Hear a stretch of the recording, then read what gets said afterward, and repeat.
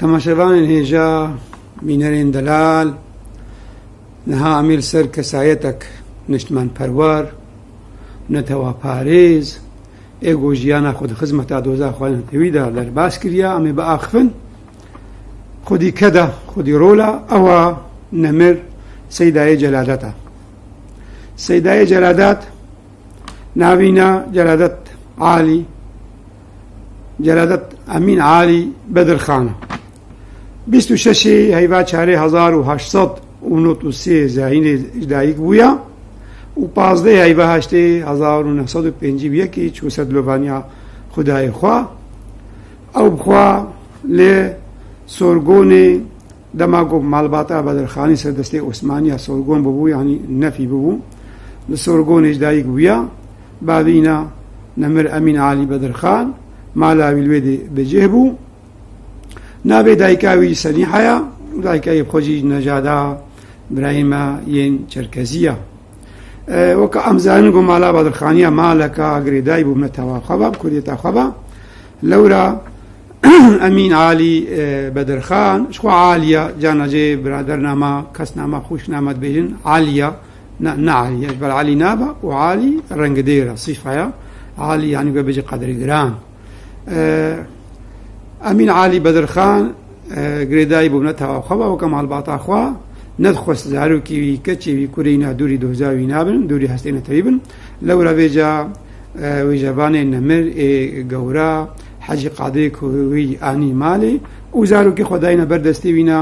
و وینە ئەو پەروەردەتکردن سەر هەستەی نەتەوی سەر زمانی کوردی بزارۆکاتی خوا چوو دەبستانێ و ئەمکارن بێنن دەبستانە گەلاتە سارایە لە ئەستەمبۆڵێ خۆ ناخۆلێ دەوام کرد و ژغەی نیولۆژی پەروەردە لەشکەریژی دەبستانە لەشکەریە حەربی دووردەی دەرچوون پێکانی و پشتی سەیدایە جەلادەت دەرچوون پێکانی بوو پەروەردەکارێ ڕاهێنەریە لەشکەریژ ئەفسەرێن دەوڵەتە عوسمانیرە و دەما گۆشەرێ عوسمانیا و ڕۆسیا دەست پێ کردی ئەوژی چوو لاشکەریە لە هەرێما قەفقاسیای لێ دەماگۆ لە قەفقاسیای عوسمانی بنکەتن و شەر بەکشەهان سەیدایە جەلادەت بەگەرە هاتە ئەستەمبۆلێ و پشتی هاتە ئەستەمبۆلێ تەبلیکارێ ڕۆشنبیری سیاسەتی بوو و کۆمەڵە بێخستنە جواکا کوردی یان پێشکەتنە جواکا کوردی دامەزران چەند هەواڵێ خۆی ڕووناکبیر و ڕۆشنبیر و سیاست مەدارە 1990 ئەمزان گۆ دوێ دەمێدا داویا شەرێ جیهانەیە کەمین بوو و ڕەوشە هەرێما مەدکەلی و دۆزا کوردیژی ژوێ ڕەوشێ بوو ماڵباتە بەدرخانیە بگشتی و کورد پەروەرنامە و سەیدایە جەلادەت بتایبەت دخواست گۆ تشتێکی دۆزا کوردی لێ بکێ لەورا بێجە سەیدایە جەلادەت و براوینە کامیرانژی دخواستن گۆ ئارتێشەکە کوردستانیان کوردی ئاوا بکەن ji بۆی گۆ کوردستانی ڕزگار بکەن بەرهەمە هەر هێبی بخەونەوە لە ڕزگارکردنا کوردستانی بووم 1990دا هەنگی بریتانیا بەشێکی کەسنا بریتانی خۆگەهانە مەسەلا کوردی ناواردا ئەدوارد نۆئێل بوو یێ جنرال بوو ئەوژی جەلادەت بەدرخان و کامیران خۆگەهانێدا لێ نۆئێل جواخەست گۆ شەرێر چەکدارین هاڕاوەستێنن دەمدەما سیاسەتیە دوێ هۆندۆزا خۆیا کوردی خەڵکی بدنا ناسکردن ڕابوو سەیدایە جەلادەت برای کامیران لەشکرەی خوا ڕواندن و دەست بە ئالیە سیاسیتی کردن و بە نۆئێل کوردستانی گەرەهان کوردستانی گەرەهان بۆ خاتێ گۆ نەرینا کووردە یان ڕاگەاندنێکی دۆزا کوردی لە ناوگەلەی کوردستانی رە بکەن تایبەت لە باکووری کوردستانی لێوێجا دیسا کەمال ئاتاتورک بۆ ڕاستە سڵتانەی عوسمانی بوو لێ کەمال ئاتاتورک خودی ڕۆڵ بوو ئەفسەرێکی لەشکەری بوو بەهیزگ و جەنەرال نۆئێل و سەیدایە جەلادەت بێ خەباتە هادکن هێزرێکردنە پێشیاوانە وشخوا کارا کوشتنا نۆئێلجی کردن لێ نۆئێل نەهاتە کوشتن وەکی ترکێ سەیدایە جەلادەتجی گرتن ئاین مەڵاتیا ji بۆی خاتەوی خەباتێ نەکەی لێ تشتاگۆ گەرنگ یا گۆژێ سوودەگر سەیدایە جەلادەت ئەو بوو گۆ هەنگا گۆ ناف کوردێ مەدگەرەها مەتەلۆکێن کوردی گوتنێن کوردی وێژەیە کوردی لە هەفتوو کۆم دکرد 1922 کەمال ئاتاتورک دەماگۆ هاتە سەر دەسەڵاتداری 22-23 ڕۆ لە بەدرخانیا سینۆر کرد گەلێکی ئەو ئێشاندن دەستی خۆدای سا ملک و ماڵێوانە ئەف تشتێکی دیێگشتی ئەم تەبێکێزانن و چیژی کرد و سۆرگۆنی و نەفیا بەدرخانیا تەبعانی و ئەم تەبزانە حتاگۆ چانداواژی کوشت و ناوێواژی کوشت و ناوێوا گەلەکە کرا جنارجی ناوێ بەدرخان گوهاتن کرا چنار لەو ڕاوێجا فەرمانە گۆ هاتە سەرێوانە هیچ گۆ بەدرخانی دەرا بەلاو ببن و ژناواناژی سەیدای جەلادات ئێگۆ 1923 ئەو ژبرایی کامیرا ئەو ناژی ماڵباتاوینا کۆچبەری ئەڵمانیا بوون سەیدای جەلادات لە ئەڵمانیا زانینگەها مافناسی خوند یا ژێرە دەبێژن حقوق لێ دەماگۆ 1925 بەهیچ گۆ شۆڕەشا شێخ سەعید پیران پێکەتیا هەنگی هەست و هێوی و بای کوردیەتی لێ خشت ئەڵمانیا ڕێگرت هاتە کوردستانی گۆ تەبلی شۆڕەشی بێ لێ مخابن حتا گۆ هات شۆڕەش بەمری بوو لەو ڕاوێجا ئەمکارن بێژن ما ئاسیل کوردستانی نەژ ئێلێ مێ کۆچەر بە بەلکی کاچە هادواسەرینە ئێلێ کۆچەر ئاریکردن حتا گۆ دەرباسکردن سینۆرەی کوردستانی دیسە بەگەرها چوو ئەڵمانیا لە ئەڵمانیا هەنگی دەست بتی پێ کوردیا لاتینی کردن لێ ژە ئەڵمانیا چوو مصرێ چما چوو مصرێ قاهیرە خۆست گۆ دکتۆرا دوخەننا خۆیان مافناسیەدا پێک بێنی داوی بکەی دەرچوونێ بکەین ژە مصرێ قاهیرە بەرێ خۆدا بەیروتێ قەیبایی ڕەوشەنبیری لێژ بەیروتێ لێ خست بەرگۆ دوێ دەمێدە هەنگی گەل لە ڕەوشەنبیری ما یەگۆ تەب کۆچبەر بووی پێشی شۆڕەشا شێخ سەعید و ڕەوشەنبیری مەیە لە هەرێمامەیە ڕۆژاوای کوردستانی و سووریژی هەنگی لە بەیروتێ کۆنگرێ حەمدونێ باژاری حەمدونێ کۆنگرێ کۆمەڵا خۆیبوون 1927 داردەخستن سەیدای جەلادەتجی تەبلیغی کۆنگری بوو لە بەیروتێ و بوو ژ دامەزرێنەرێ وێنا شوا بابەتێکی دیە کۆمەڵا خۆی بوون پشتگirیا شۆڕەشا ئاگری کرد یا ئەحسان نووری باشە 1928 لەو ڕاوێجا سەیدای جەلادەت و کوردپەروەرێن مای مینا وەکە حاج و ئاغا و حاج ڕەسوول ئاغا و یێ دیوێتی بەدەها هەنا نەبابەتێنە ناوێوا بێژن لە هەمەیە گۆ سەیدای جەلادەت خۆستن ئاری شۆڕەشا ئاگری بکن مەناوێوانە هەردووکا گوت دەرەباسی باکووری کوردستانی بوون و ئێریشی بارەگەهی لەشکریên دەوڵەتا ترکیژی کردن لێ سەیدای جەلادەت چوو خۆلتیای ئاگری خۆشی کرد تەبلی ئەحسان نووری پاشا بوو ئەم تەبزانن گۆ شۆڕەشا ئەحسان نووری پاشا بنکەت ئەحسان نووری باشا ئەحسان نووری پاشا کۆچبەری ڕۆژهەڵاتی کوردستان و ئیرانی بوو و سەیدای جەلادەتجی پێرە کۆچبەری وێ دەرێ بوو ئەمزانە گۆ ماڵباتەکە ناودار و بەدرخانیا جێوا بوون داگەرکەرێن ما گەلێک جات خۆستن گۆ و قایل بکەن چی ئێ باکووری کوردستانی مستەفا کەمال ئەتاتورک حتا کەمال ئەتاتورکژی هەنێک بەدرخانی مەکشان لە عالی خوا مینا واسف چنار و کرا وەزیرێ پەروەردەی لێ ماڵباتا بەدرخانیا خۆشەی بێری کرد چما بۆ هەواڵێ داگەرکەرە ئەو وەزارەتە قبول کرد هەستی وای نەتەوی ولۆ خۆرت بوون لە ئیرانێژی شام محەممەد باهلەوی خۆست گۆ جەلادەت بکشێن عالی خوا خۆست گۆی بکە کۆنسل دەوڵەتەکەی لێ سەیدای جەلادەتجی قیما خۆ بەوەیەکی نەئەنی هەر هێبی و نەتەوی بوون خزمەتان نەتەواوی وڵاتی کوردستان بوو لەو ڕاوێجا شاهی ئیرانێ ژێ خۆست گۆش ئیرانی دەرکەوی هاتە باشووری کوردستانی ژێ باشووری کوردستانی چوو بەغدای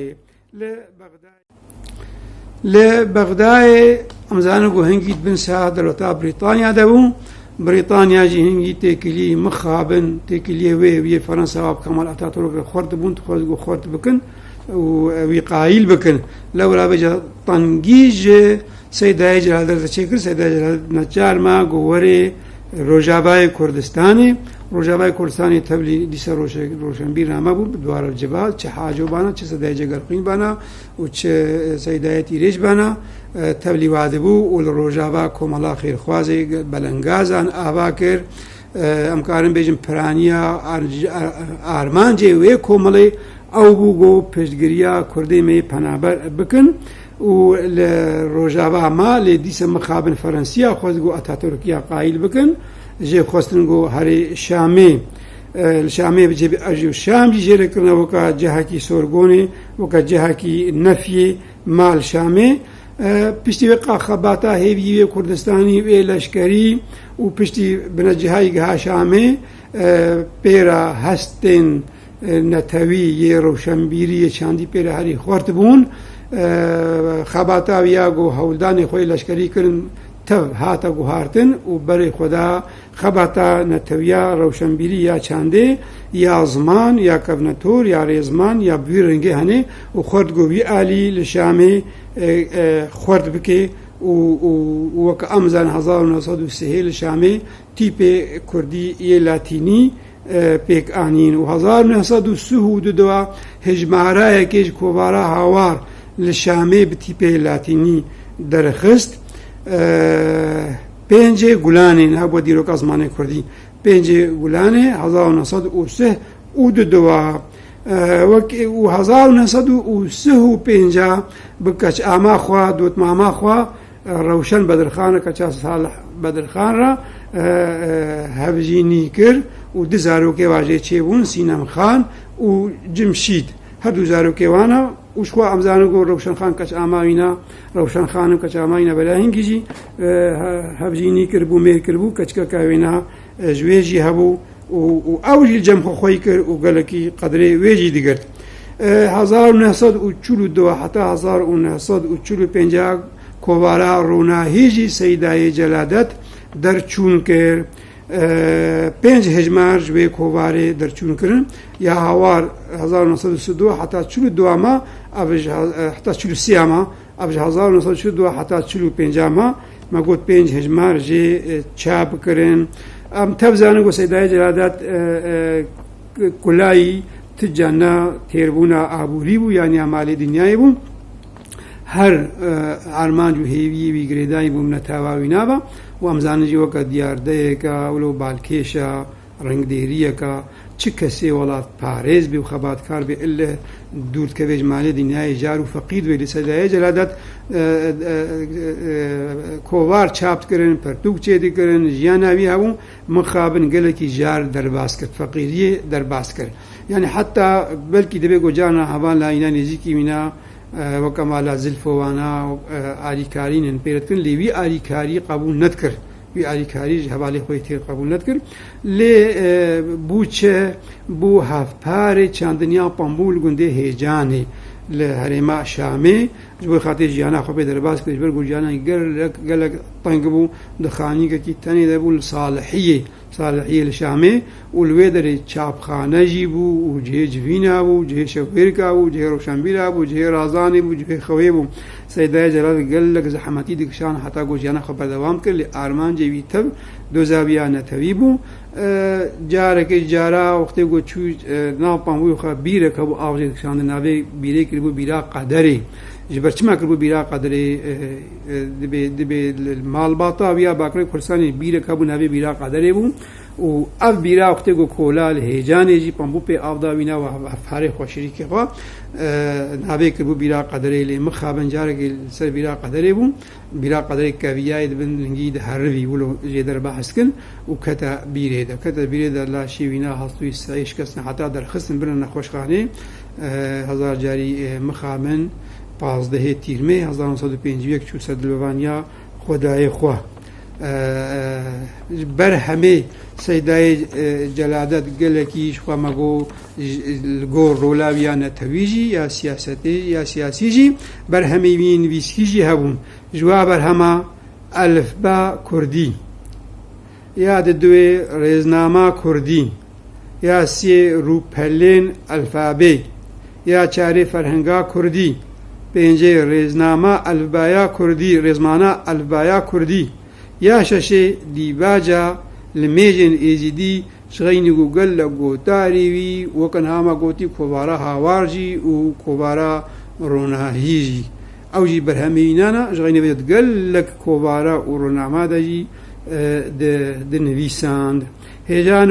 خالاگ و ئەم تایبەت ئەتخوازم ئەس بێژم مەگوت خۆ سەیدای جەلادە کورتپەروەرێکی هێژایە خەباتکارەکە نمونەیەکە ڕووناهیە ستونەکە بێگۆمانە لێ ئەز وەکە مامۆستەکی دیرۆکی تیبینیک مرە چێت بێ سەیدای جەلادەن 1930دا مەگۆ تیپێ مەیە لاتینی دار خستن پێکانی ئافراندن و شوە هەنگی گۆتە تەوفیق وەهەبیژی تەوفیق وەهەبی بەرسبایی نەدا تەوفیق وەهەبی هەنگی تیپێ سۆرانی یەک کوردی سۆرانی پێشت خستن و شوەرە کرد بوو کار و خەبات تیپێ مەیە پێلەوانی باوکالێمە ئەو تیپ پێشت خستن سەیدای جەلادە تیپێ لاتینی ئافراندن 1930 سویەکەی لێ ناوێ ینی تەمەنێ ئەمکارن بێژن بەلکی دۆر 9 ساڵیە لێ هێژان و ما دیرۆکات تیپێ کوردی 9 ساڵە دیرۆکات تیپێ کوردی ئەبستا بەهەیە چرخێ هەفتا بەریا زاینێ بەهەیە ژغی نێوەجە تیپێن گۆیە وێنەیی یە سمبۆلی یە تەسویری و یە ڕەمزی یەگو باوکالیمە و جۆدی هۆریا و عاجب کارتانی و پشتە بوو تیپێ ئەبستایی و پشتی پێ ئەفزی بوو ماسی سۆڕاتی و زندی و بوو پێلەوانی تیپێ پێلەوانی چرخەی سسیە حتایە ئازدە ینی 800 ساڵی تیپێ پێلەوانیمانە و بوا تیپێ پێلەوانی دهێ بەرهەمان کوردان ویساندنە دهێ بەرهەمە دەما ساسانیەدا چەندەی پرتووکە هانا ژوا پرتووکە شوایە بەریا ساسانیە ئەڤستایە پرتووکە دین کورد پرتووکە وێراو نامە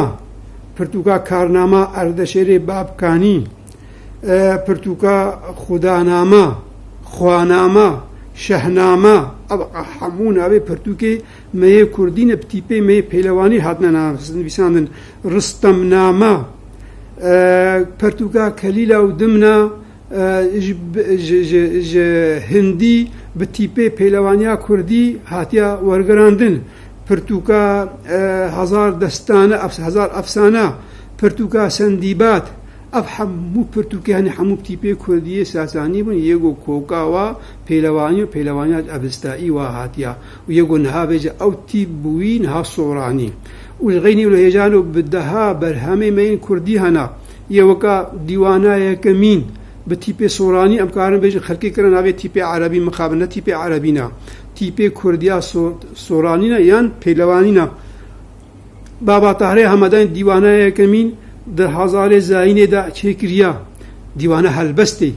علی تەرمۆخی 1500 ڕێزمانە کوردی ژوا تیپێ مەیە پێلەوانی رە چێکریا وەکی دی بدەها بەرهەمێ مەیە هەنا یە مەڵا ئەحمەد نامی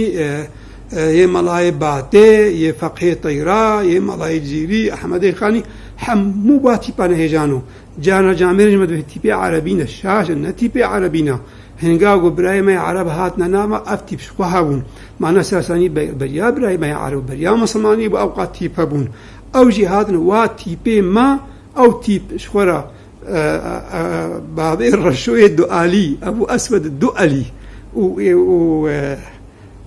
خليفه علي بن ابي طالب خديجه رازي به او تیپ شخورا خال و تفگار و لباط سرداین و پی قرآن پیروز پی ساس کرن لورا بجا تیپ نا عربینا افشاشی تیپ کوکاوا کردیا و کردیا تیپ دیروک به هدیه گردن بجا دماغو سیدای جلال خودش راضی به اب قنجیها مکر مقابل انجامه هاتن ام دوری وقا چند دفعه کردن نه بصدا پرتو کنم چند جوره گوتن کیج ما او پرتو خوندنا کیج ما او پرتو بیستنا ما نخوندی و ما نبیست ما نبیستیم جبرگون نبتی پیلاتینینا یعنی وقتی گو سیدای جلال خودش راضی بی تیپی می سورانی وقت توفیق وهبی وقتی گو پیرشتغلی او تیپ پیش خستبانا و او تیپوانا سرانسری کردستانه هنگی می او پرتوکی خوش خوندن می او کبنه تورو او چاندو او خوندنا خوشی می دیت بانا لی مخابن هاش برگو ام برای مبتی پیلاتینا نیوه ملاطی می کرد بلکی ایرو 3 ملیون بهتر 40 مليون بريوال تيبي لاتينية و 40 مليون بريوال تيبي سورانية رولاتي كورساني باشوي كورساني تيبي سورانينا و باكو روجاوا تيبي لاتينينا و ام تبزانو هر چار پارچه كورساني تبجاري با تيبي سورانية و مخان بنا تيبي عربي ما با تيبات خوندو مدن نويسان نها براي ما سوري بيد نويسن نها او بيد نويسن لو ما او چيتر نزيك رايه چاندا خونا چيتر نزيك چانده رای چاندا خونا وقت گو مجی او نویساند بانا می چاندا خو بهتر پیش خص بانا و زمانه مجی بوبایک بهتر زاراوی مجی بوبایک و تیپی مجی بوبایک و دشمنا بداگر کراج مر نتکر کی مای دگو او قازمانه وانا و تیپی وای نه یک چند رنگی تیپا دویسن گرک تیپی مر رنگک بانا و تیپی ما هاونجی گرک او رنگ تیپی خو ما بردوام کر بانا او تیپی ما پیش خدا وقت نمر توفیق وهبی ولوجي سيادنا تامش سيداي جلادته وخبات اوينا ودرسجاي باقجي اوينا لي وقت مو كار كيت كي چقا بيروز بجان انجامنا نل خيرا نل گورد لي مو بيكتين اب انجامها ام هنك ام دوري كبنو تورا خو بنغا خويا چاندا خوبون ج گوهاتنا واتيپا نا كيج نا گو اب تيپي اب سيداي جلادة تيبي ميسرون پیش بن ها ديوانا ملاي زيد مالا محمول ما يحموا كنت بحتى ابزارو كيما جو كنت معنا يا احمد خاني ولا ملاي باتيلو والحاصل حمون ويسكاري ما وروشن بيرما ميزاني بام بخيل مخابر برقم تيب جوهاتن نها بهزار مليون كردي ما نظام بخين ومخابل بالجرج مالا ودرا وجها وباجارهما مال صرف فكاتني تاني امنابي واد بيزن ابج انجامي چي بو انجامي گو مج تيپي خوي رسان قراها ما تيپ نا خوي هادي شي كرنجي لي ور حاصل ما گوجي ديست بن كاركي بيروز از پون هاب تيپي لاتيني دويسم پرتوگيم تيپي لاتينينا و از جملتي خود خوازم تبگو تيپي خبر ميزي لي خوزي تيپي ما با تيپي پهلوانی تیپ فهلوی و نها ابراهیم سورانی به دنویسن اب کورتاجیانا سیدای جلاد انارکی آخفین بداوی اسپاسیا ما مستعالی کولو جدکم یه گوج مخوزگو از ویدیو تومار بکم بسرکفتنا چاندا مبی بسرکفتنا دوزا مبی اسپاسیا و گهداریا و تباتکم